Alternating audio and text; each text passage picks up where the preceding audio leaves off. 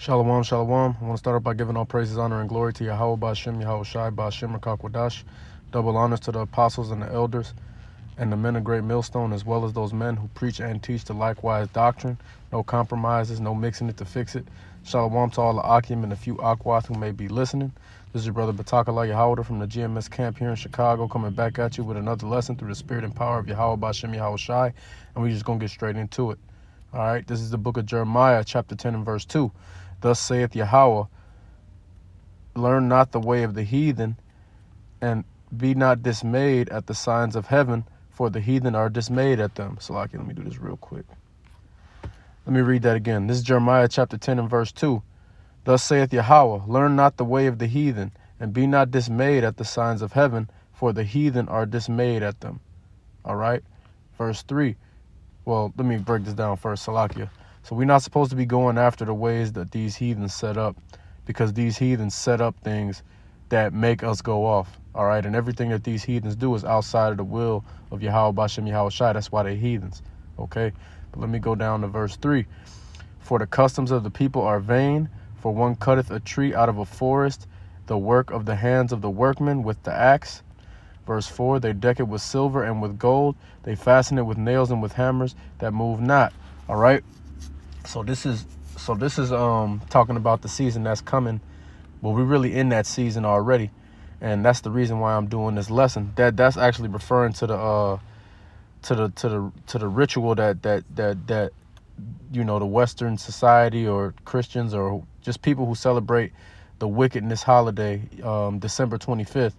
You know, that's fastening that tree down and decking it out with silver and gold. That's where the wickedness tree, you know, the Christmas tree. That's something that they're doing today that was referred to even back in these ancient times, and we wasn't supposed to be doing that, and we're not supposed to be doing it today either. All right, but the real wicked holiday that I wanted to get into today is this Thanksgiving that's coming up tomorrow. And all you jakes is fired up about it. All right, it's a whole lot of wickedness that's about to go on. As far as the foods that are going to be eaten, a lot of abominations. Okay, and you know, Jake is literally celebrating the downfall of they people, man. Our downfall. Esau. This holiday is set up for Esau to revel about how they conquered Gad and Reuben and Issachar and all the tribes, really. Okay, but you coons, you want to give thanks on this day. First of all, you're supposed to be thanking the Lord every day. All right, but we're going to get to the next precept. Salakia. Psalms 55. Let me see what verse 21. Salakia. This is the book of Psalms, chapter 55. I don't know why I went to 60. This is the book of Psalms, chapter 55 and verse 21. And it says, the words of his mouth were smoother than butter, but war was in his heart. His words were softer than oil, yet were they drawn swords. Okay, and this is how Esau moves, man. And this is how he conquered Gad, Reuben, Issachar. When he first came over here, he was pretending like he was trying to be friends with them, because Esau didn't know how to survive in this land that you call America over here. All right, Gad and Reuben and Issachar had to show them how to survive around here, man. And once Esau learned enough and knew what they had to do, and as soon as they got an opportunity, you know, they dealt with Jake treacherously, and they destroyed Jake to the best of their ability so that they could take over and rule over these lands. All right. And really, it was the Lord that set it up. But the fact of the matter is that you Jakes are celebrating with these Edomites and these other heathens on a holiday that's strictly dedicated to the fact that you got conquered by them, man. That's what they give thanks. That's what Thanksgiving. That's what they giving thanks for, is that they conquered Jake and they took over these lands and they have us in derision. They thanking the Lord for that, and you niggas get right along with them and do it. All right. This is the book of Sirach, chapter 12 and verse 10. Never trust thine enemy, for like as iron rusteth, so is his wickedness. All right. And see, this is the mistake that Jake made when Esau came over here initially. Okay. And this Jake's still making this. mistake to this day. And it don't necessarily even got to be an Edomite. All right, because it's enemies that you have that's Jake's too. A lot of these niggas, a vast majority, 2/3 to be exact, of these niggas are wicked and are your enemies, just like how Esau and the rest of these heathens are. Okay, and you're not supposed to put no trust in none of these people, man. If it's not a man of the Lord, you're not supposed to put no trust in them. All right. Do you honor your mother and your father? Yes. And even other family members of yours. You know, I'm not saying disrespect your family, but you can't trust them, man, because they're not in this truth, man. They don't have standards that they operate by. They go off their belly. Everybody that's not in this truth lives their life off their belly, man. And you got to understand that. And you can't trust nobody that's like that, because just like the scriptures say, for like as iron rusted, so is his wickedness. There ain't no such thing as a piece of iron that won't rust if you don't put water on it and don't dry it properly, man. Iron is going to rust 100% of the time, and that's how your enemy and these wicked ass niggas are going to deal with you 100% of the time, wickedly. All right. Verse 11, though he humble himself and go crouching, yet take good heed and be aware of him. And thou shalt be unto him as if thou hast wiped a looking glass, and thou shalt know that his rust hath not been altogether wiped away. All right. And this is how Esau came over here. All right. He pretended to be cool with you. He pretended that he needed you. And he did need Jake at that particular time, because they was going to die over here. And Jake, you know, trying to be benevolent or whatever the fuck they found themselves trying to do, they decided to help Esau. And guess what happened? Just like the scriptures say, his rust was not all the way wiped away. He was still had treachery in his heart. He just used you to get to where he could get to a point that he could do his treacherous acts and take over and start putting Jake to death and doing what he do. All right. But you gotta understand this and see, the things aforetime are written for our learning. If Jake was applying this back in them days that Esau came over here, they would have been cool. They wouldn't have trusted Esau, and they'd have got rid of him. But because Jake was living in a state of going off and wasn't all the way right with the Lord, that's why the Lord sent Esau over there, and that's why the Lord allowed Jake to fall for that shit and get dealt with, man. Verse 12, set him not by thee, lest when he hath overthrown thee, he stand up in thy place. Neither let him sit at thy right hand, lest he seek to take thy seat, and thou at the last remember my words and be pricked therewith. See, you can't even put these demons around you, man. And that's a mistake that Jake made in the dark ages. Okay. Prior to Esau coming over here, Jake had Esau in derision in Europe during what they call the dark ages. And what ended up happening? Jake started bringing Esau in. Jake started including Esau in they dealings. And what happened? Esau supplanted him and got rid of Jake out of Europe. And now they telling everybody that they the real Europeans and all this other shit, man. And once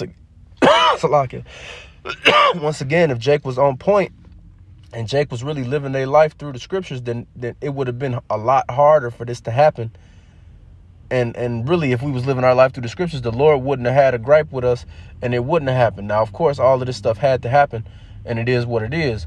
But see, it's a lesson, man. Like I said, the things aforetime are written for our learning. It's a lesson that's to be learned here.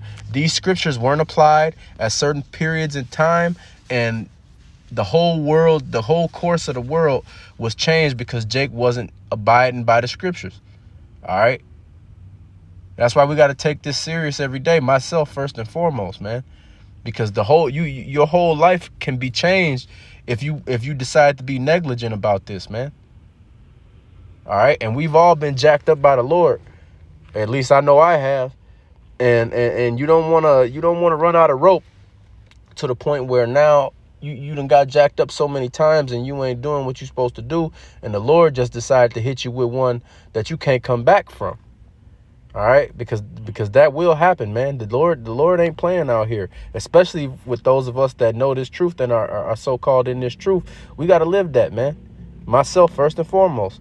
Verse 13, who will pity a charmer that is bitten with a serpent, or any such as come nigh wild beast? See, ain't nobody going to feel bad for you when you dealing and doing things, you dealing with things you're not supposed to be dealing with, and then you suffer the consequences for that. All right. And it's the same thing when you're dealing with these heathens or with any type of wicked ass. I mean, even if it's a Jake, if them niggas wicked and they ain't in the truth, they a heathen too. So when you're dealing with these heathens and you get dealt with a certain way, nobody's going to feel sorry for you, because you got to keep your dealings with these heathens to necessity based. You're not supposed to be dealing with these heathens for your leisure and for your luxury. And now I'm not saying you can't have people that you cool with in the world or whatever, but you know, I got people that I work with. I'll chop it up with people, and it's people that I grew up with, or you know, people even in my family, cousins, god brothers, etc., that, you know, I still got love for you. But do I hang out with them on a daily basis or like the same way that I used to hang out with them? Absolutely not.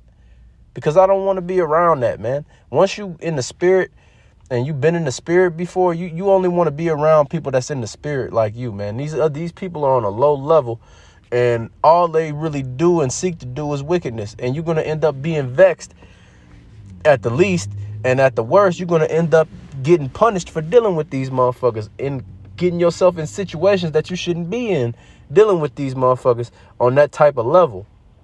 All right. Now, here and there, that's one thing. You know, like I said, you can be cool with cats in the world, and you can have coworkers that you cool with, that you chop it up with, and you might even go get a drink with them one day or another.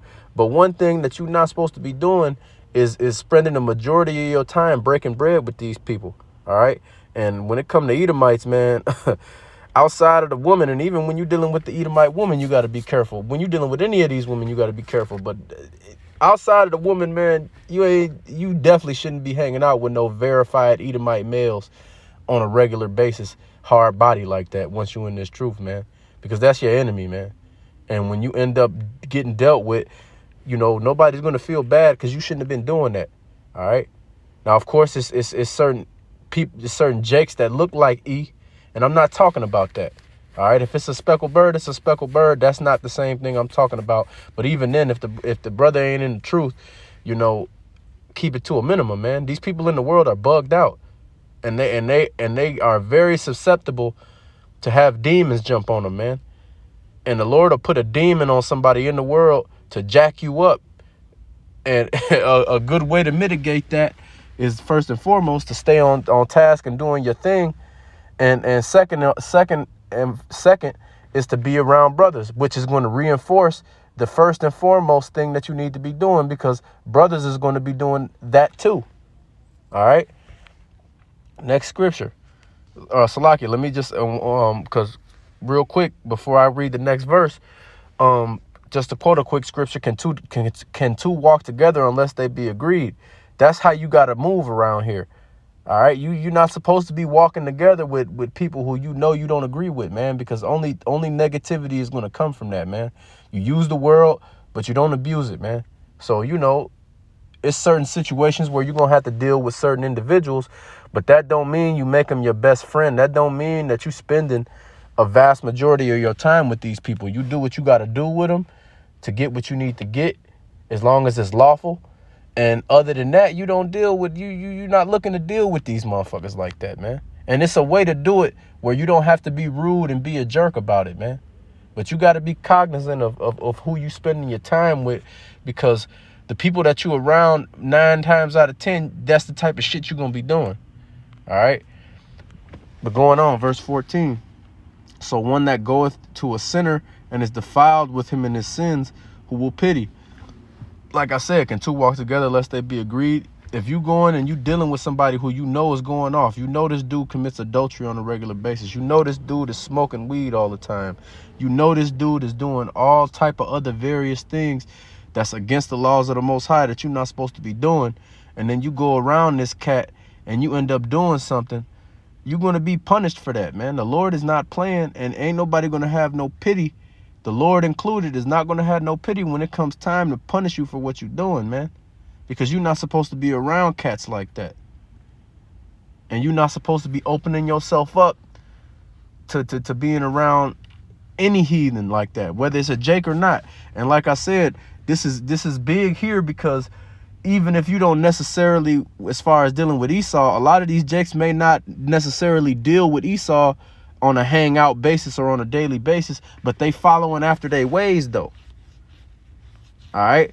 And that's the same thing that's going with a sinner too. You don't have to necessarily be hanging out with somebody to go along with what they doing, man, and participate in the things they doing. And you're gonna end up getting got for that. All right. All these niggas out here that's going to jail for selling drugs, that's getting killed for that, that's getting killed for adultery, that's getting killed for all of these nigga activities that they do. Esau made up all them nigga activities and gave them to you niggas, man, because they the ones that are the biggest of that. Esau's the biggest drug dealer, the biggest murderer, the biggest abuser of children, the biggest adulterer, the biggest wickedest motherfucker is Esau. You Jake's on a, you know, Jake is the best at everything, so of course you niggas take the wickedness to another level. But Esau is the originator of all that shit for you niggas, man. Esau is the one who spoon feeds you this shit, and if you go along with that, when you reap the fruits of that, nobody's gonna feel bad about that, man. All right. When I hear about a nigga getting got out in the street because he was a gangbanger or he was terrorizing his community or selling drugs to his community, I don't feel bad for that nigga, man, because he knew he wasn't supposed to be doing what he was doing. All right. And we got to stop making justifications for niggas doing shit like that because the situation ain't ideal, or if he knew another way to get money, he would. We got to stop leaning on shit like that, man, because the Lord ain't going to let you lean on that. You're going to get judged if you going off, man. Period. Because niggas know whether you in the truth or not. It's certain shit that niggas know just inherently that you're not supposed to be doing. All right. Verse 15. For a while he will abide with thee, but if thou begin to fall, he will not tarry. All right. And that's the thing. He'll be your friend. All of these other wicked motherfuckers, they'll be your homie, man. A motherfucker that don't like you but is pretending to be your friend, they'll pretend to be your friend all the way up until you start slipping, until shit starts going bad for you. All right. And then they're going to be right there to take advantage, whether it be taking your woman from you that they always wanted, whether it be taking your, I mean, in Esau's case, taking this whole, you know, taking us down and putting a lot of us to death. All right. They're going to be right there ready when it's time for them to be able to take advantage of what they want to do. They're going to do it, man. These wicked ass motherfuckers don't care about you. They're not playing. None of that. And the Lord is using them to get you, man, because a lot of us, we going off. All right. And Lord willing, I continue to get better because I still go off on certain things because we not perfect and we not in our own kingdom. And it's no way to keep the law 100%. All right. But Lord willing, I can continue to get better and get closer to doing that until the day that Yahushua come back, because I don't want to suffer some dire consequences, man. I really don't. And neither should anybody. All right. If you in this truth, man, you gotta be hoping that the Lord have mercy on you and allow you to have understanding and to operate properly, man. Because it's heavy consequences for not doing so. All right. Verse 16, Salakia. An enemy speaketh sweetly with his lips, but in his heart he imagineth how to throw thee into a pit. He will weep with his eyes, but if he find opportunity, he will not be satisfied with blood. All right. And that's exactly what happened with Esau, man. He was crying. He needed help. He was pretending to be cool. He even today, this is how these Edomites operate. They'll pretend to be your homie. You know, they'll do all of these things. And as soon as they see their opportunity to take you down and to do whatever it is that they desire to do to you, they're not going to waste no time. They going to get straight to it. And then they're going to look at you like, you really thought I was your friend, huh, nigga? That's how Esau get down, man. And as somebody that has learned that the hard way while I was in the world, you know, you would just be better off not to be dealing with too many of these Edomites if you don't have to, man. Really, if you don't have to, you don't want to deal with any of them outside of the women. But even then, you know, like I said, with any women, whether it's a Jake woman, an Edomite woman, or whatever, you know, you still got to, you know, be smooth and operate with caution, because all these bitches is wild and do some wild shit. But as far as the males, man, you don't need to be dealing with nobody but men of the Lord and as far as by choice. Now, if you at work and you got to, deal with certain individuals at work or whatever, do your thing. I'm not saying to be a jerk or none of that, but you got to remember all of these people that pretend to be your friend, even at your job, a motherfucker pretend to be your friend, and as soon as they get a chance, they gonna try and they actually don't fuck with you, and as soon as they get a chance, they gonna do some shit to fuck your job up, man. So you got to be careful and deal wisely with these people. All right. Verse 17, if adversity come upon thee, thou shalt find him there first, and though he pretend to help thee, yet shall he undermine thee. All right. And that's exactly, and I actually, have been dealing with something like that recently with my job situation. It's an individual that worked with us, and he speaks smooth, man. He speak like he a friend. He speak like he want the best for you. All right.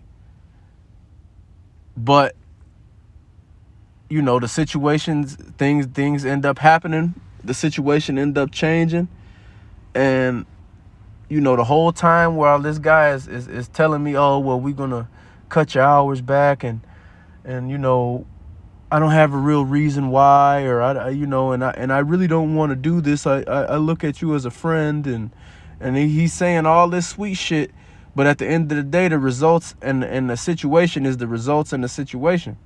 All right. And see, we in a position right now where we don't have dominion over nothing, man. So explanations and valid reasons don't have to be given. All right. Somebody can just feel like they tired of you, and because they in a position where they in charge of your job, so to speak, they can do whatever they want to do, and then they can just pretend like they your friend after they do it, because it's nothing that they feel like is holding them accountable. Now, Lord willing, I pray that the Lord deals with them. And to be honest, I don't even put curses on these cats or none of that shit no more, man, because if they offended me and I feel like I'm a man of the Lord, and Lord willing, I continue in that and do what I got to do, they're going to get dealt with, man. And that's just how I deal with it. I got faith that the Lord is going to deal with them for dealing with me treacherously. And all I need to do is just continue to get better every day and continue to strive to walk in the path Yahweh Shai walk. All right. But you got to really be careful out here, man, because like I said, these cats will pretend to be cool with you, man. They'll always speak sweet to you. They'll always have nice things to say, but when the results come and the situation is revealed, they're going to be saying all these nice things, but nothing nice is going to be happening while they saying all this shit. All right? And you got to really remember that. And that's why we got to just separate. We can't be we can't be trying to be in the mind state of these heathens. We can't be trying to celebrate none of these holidays, because all of this shit comes with a spirit, man.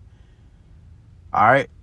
And when you dealing with all this other shit, that means that the spirit that you got on you is not the spirit of the Lord, because the Lord ain't with none of that shit, man. None of this Christmas, none of this Easter, none of this Thanksgiving, none of this shit. The Lord ain't with none of it, man. All the spirits that's on these holidays are demonic. All the spirits that's on these fucking wicked ass niggas just in general are demonic. And you got to really be cool out here and be careful and use discernment. All right. And I'm not saying that you go and you on a rebuke and fest and you fuck everybody. I'm not saying all that, because you got to be wise as a serpent, as harmless as a dove, like the scriptures say. But you really got to be on point with certain shit, man. You really got to be paying attention to certain shit, man, because like I said, when you watching these cats, man, the Lord will let you see who these people are and how they deal. All right. And even with the situation like I was dealing with at my job, where the dude, and he'll Edomite, of course, but where the dude, he'll speak sweetly, but really he just got treachery and war in his heart. And see, with the first time that I was made privy to this is how he moving, I saw the demon jump on him. I saw his spirit change, and yeah, his voice and and the things he was saying still sounded sweet. But when you looked at the countenance on his face, you could tell that the demon jumped on him, man. And you got to be cognizant of that, man. And Lord willing, that the Lord allow you to see these certain type of things, man. And Lord willing, the Lord, even when you have to encounter these things, that it won't be detrimental to your life. All right? Because, you know, they did what they did to me, but at the end of the day, I'm still alive. At the end of the day, I'm still in the truth. And at the end of the day, I got faith that the Lord understands that I need what I need, and he's going to provide the things that I need at the very least. All right? But it's an eye opener. It makes you understand why you don't need to be getting cool with certain motherfuckers, why you don't need to be doing certain shit, man. Because all this shit got demons on it, and all of these demons, you will pay the consequences for trying to deal with them, man. But with that being said, I want to give all praises, honor, and glory to Yahweh, Ba'ashem, Yahweh Shai, Ba'ashem, Rakakwadash. Double honors to the apostles, the elders, and the men of great millstone, as well as those men who preach and teach the likewise doctrine. No compromising, no mixing it to fix it. Shalom to all the Akim and a few Akwath who may be listening. Until next time, Lord willing, Shalom.